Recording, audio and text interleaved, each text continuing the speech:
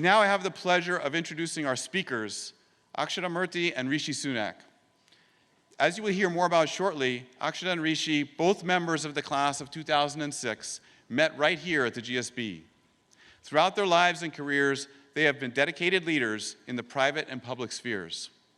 Akshata has spent over a decade investing in early-stage, consumer-focused British companies and currently leads the office of Akshata and Rishi Sunak, which promotes initiatives to drive positive impact in the UK. She is a trustee of her alma mater, Claremont McKenna College, and sits on the board of the Victoria and Albert Museum. Rishi has spent the last decade in the UK government, where he was Chancellor of the Exchequer before becoming the country's 57th Prime Minister. He was the first British Asian Prime Minister and the youngest person to take on the role in 200 years. He is currently a Member of Parliament and serves as the William C. Edwards Distinguished Visiting Fellow at the Hoover Institution. Together, they have journeyed from Stanford to 10 Downing Street and beyond. Please join me in welcoming Akshata and Rishi Sunak.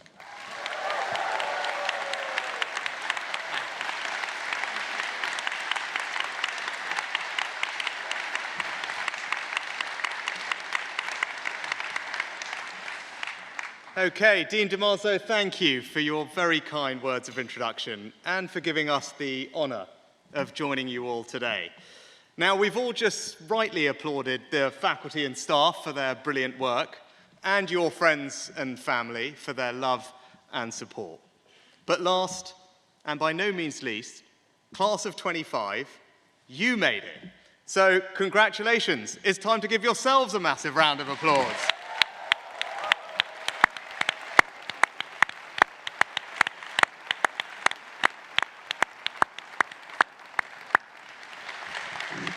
Now, we remember our own ceremonies so well. It was actually the first time our parents met. So it's wonderful to return in slightly less stressful circumstances. Stanford was transformational for us. I came here from India via Los Angeles, and Rishi from the UK. It opened our eyes to a whole new way of thinking, and it's informed everything we've done since. It also changed the course of our lives, because this is literally where we met, in the Schwab courtyard, to be precise. Now, who needs admissions algorithms when, as our then admissions director, Derek Bolton, who's here with us today, has since told us he could see we were meant to be together before we had even met, just from reading our admissions essays alone. So thank you, Stanford. 20 years and 2 daughters later, forget about being the best business school in the world, you're an even better matchmaking service.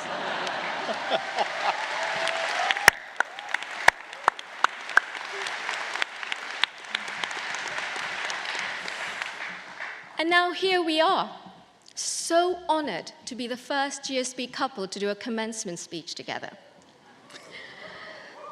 Rishi and I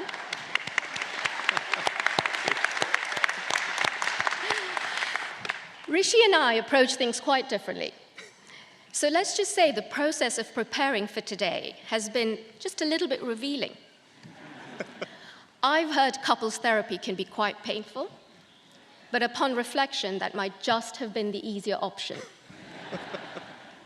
But on a more serious note, it's also been incredibly rewarding, because it's allowed us, the both of us, to reflect on who we are and how our experience here at the GSB has played such an important role in shaping our life together. And our different approaches have meant that we could push each other's thinking to become something better, sharper, deeper. We are each other's force multipliers. And today, we'd like to share 3 lessons that we've learned from our own 2-person tea group, if you will, which we would have found helpful sitting where you are today. Now, the first lesson is what I've learned from Akshata about the false comfort of data alone. Now, I'm a numbers guy, which was in fact a very helpful way of bonding with my father-in-law, Narayana Murthy. Now, he's a pioneer of the Indian software industry, founded the company Infosys, and he lives by the saying, "In God we trust, everyone else must bring data to the table." And I couldn't agree more. That deep respect for data and analysis has given me the edge in every role that I've had since leaving the GSB. So, well done for surviving data and decisions. But that depth of understanding will be relevant for everything else that you do, the full extent of which will be actually impossible for you to comprehend right now. For example, little did I know that sitting in that class, the techniques that I learned there would help me 15 years later to understand SIR models, R numbers, exponential growth curves, as our government grappled with a once-in-a-century pandemic. In 2021, after months of lockdowns, the new Omicron variant of COVID emerged in South Africa and started to spike in the United Kingdom. I was Chancellor of the Exchequer at the time, and I was actually here on a trip, visiting with CEOs, investors, Stanford faculty. I got a panicked call in the middle of the night, and I had to cut my trip short, jump on a plane, fly back to Westminster, where I found that there was huge pressure for another national lockdown.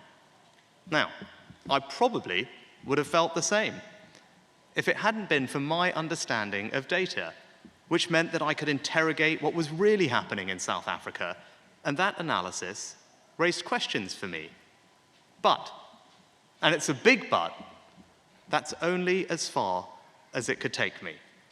I used to find comfort in the idea that data could always provide a certain answer, black and white, was reassuring to me. But my wife pushed me to think differently. While I'm the quant in our relationship, Akshata is definitely the poet. From our early days together, I try and join her for runs around the loop as an excuse to spend more time with her. And we'd chat as we ran, or more accurately, she would try to run, I would try to chat. But as our relationship deepened, she'd encourage me to understand that without giving up my love of analysis, I also had to tune in and trust my intuition, born of experience and values, however uncomfortable it made me feel. On reflection, I was seriously unfit and had all the wrong kit, so the running was pretty uncomfortable too. But Akshata helped me see that data can't look around corners. It can't make the decision for you.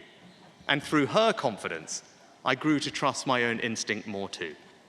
And at that moment, back in December 21, as Omicron came to the UK, it took intuition and not a spreadsheet to argue strongly against the prevailing belief that we needed another national lockdown with all the serious consequences involved. It was a big call, but categorically the right one. And the reality is, as a leader, the only decisions that reach your desk are the difficult 50-50 ones. Because if a decision could be answered with data or analysis alone, someone else would have made it already. And nowhere is that more the case than when you're sitting behind the Prime Minister's desk at 10 Downing Street. So, here's the thing. As you progress in your own careers, learn to listen to your intuition with as much respect and rigor as you do the analysis. Because if you want to lead, it's not a question of data or intuition. You've got to get comfortable with both. The second lesson is what I've learned from Rishi, and it's about the relationship between big idealistic dreams and small practical steps. I grew up in a country where the gulf between rich and poor was vast. I also grew up in a family where my parents inspired me to bring about widespread change, and I desperately wanted to be in their footsteps. In my Stanford essay, I spoke passionately about education, impact, and service. When I started here, my ideas had crystallized into what I call a form of die-hard idealism, and a quality which I perhaps naively saw then, and I admit now, as somehow morally superior to every other thing. Coming to Stanford, of course, I hope to learn from other idealists with big dreams like mine. What I didn't expect to find, however, was a profound connection with someone whose first question was always how. While we were at the GSB, there was no one more annoying than Rishi when we would go on a run. He would beg to come, and then he would want to talk to me the whole way around the loop. He would wearing these seriously uncool pair of sneakers and three-quarter length cargo shorts. I used to call them weeder shorts, which had pockets everywhere. But there was no one more intriguing than Rishi when he was talking to me about how to affect social change at scale. I genuinely hadn't met anyone my age who spoke like that. Style might not have been his thing, but at least there was some substance. Idealism is inspiring, but he helped me see that if it's untethered from reality, there is no traction. You float without impact. I learned from him that the path to achieving something transformational is rooted in the gravity of tangible steps, in the real world of the everyday. These steps are small, they're detailed, they're unglamorous, but they're also crucial for a vision to bear fruit. When I think back to my time at the GSB, and I think of Jeffrey Pfeffer's class called Paths to Power, actually, Rishi, a class I took as my excuse to spend more time with you, we learned how to get things done. And if you think about it like that, an idealist with nothing to show for it is just an idealist. A practical idealist, however, can achieve the remarkable. Both Rishi and I believe in the power of education to transform lives and to drive social mobility. Both our families are living proof of this idea. But while that's a big dream, the gritty question, of course, is how? What is that tangible next step? In direct answer to that, I founded a program called Lessons at 10 when we were living in Downing Street. It was all about inspiring and educating young people across the UK. And earlier this year, Rishi and I have launched the Richmond Project to give young people confidence with numbers, to improve their numeracy skills, and to build their financial literacy. Examples of big idealistic dreams achieved through those small, practical steps. So what I learned is that actually being practical is a power move. It's not the enemy of idealism, as I once thought, but its running partner. Because if you want to make big dreams a reality, it takes both. And the third lesson is what we've learned together about the importance of worrying far less about the outcome. It's a concept known in Sanskrit as Dharma, the idea that we should gain our fulfillment from simply doing our personal duty rather than from any rewards that may come with our efforts. Rishi and I started talking about this idea without knowing it right at the very beginning, as we were just getting to know each other, when we would meet up at Arbuckle Cafe for breakfast and ponder what the future might hold for us. That, and whether 11 a.m. was too early for some ice cream for Rishi. Now, it really does turn out that 11 a.m. is not too early. The concept of Dharma has been an ongoing conversation and our guiding principle ever since. Successes and failures are part of the package that comes with leadership. And it doesn't matter who you are, in business or in politics. You will feel that on a deeply personal level, not least because the criticism can be noisy, it can be relentless, and it can be distracting. Now, obviously, you don't walk through the door at number 10 Downing Street without understanding this, but I'm so grateful that Akshata and I shared this commitment to Dharma, especially at the hardest moments, because it helped get us through them together. In the summer of 2022, I failed in my bid to become leader of the Conservative Party and Prime Minister. After fighting incredibly hard for what I believed was right, it was a very difficult blow. But the flip side of that disappointment was that I got to spend more time with my family after a grueling few years. It felt good focusing on being a member of Parliament, a husband, a dad. Our girls were thrilled that they got to go to TGI Fridays more often. The dog was thrilled to go on many more walks. And even Akshata was thrilled, I think, to have her running partner back. This time with considerably better gear, I might add. But 6 weeks later, my predecessor resigned. There had been a run on the pound, inflation was at a 40-year high, and the opposition party had a 36-point poll lead, which would require a monumental turnaround even at the best of times.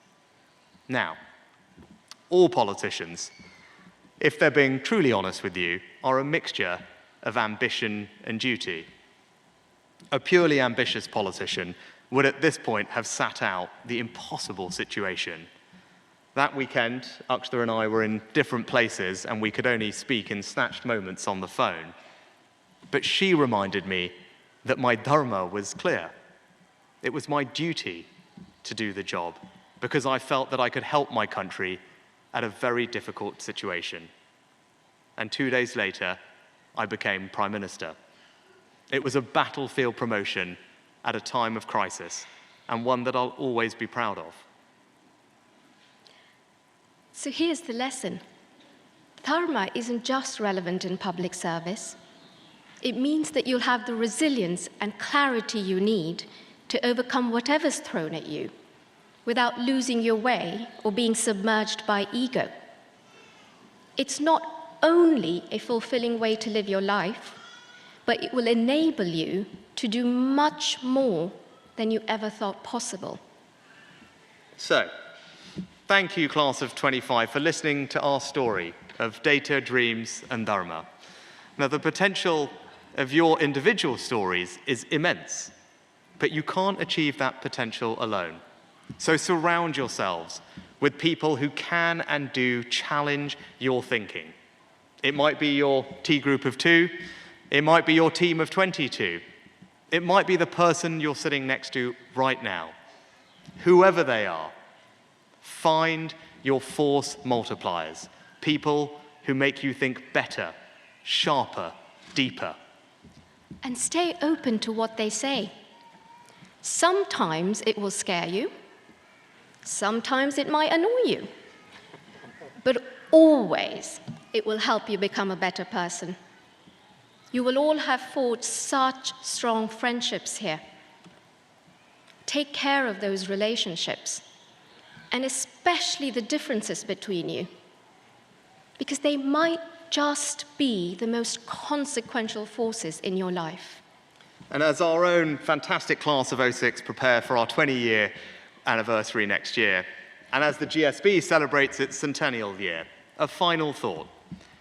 We were the first Stanford graduates to live in number 10 Downing Street, but both Akshata and I have every hope that we are not the last to live behind an important door at an important time, because the world needs global leaders like the ones being honed right here. We know you're all going to make Stanford proud, and we'll be applauding you all the way. So, get out there, change lives, change organizations, change the world.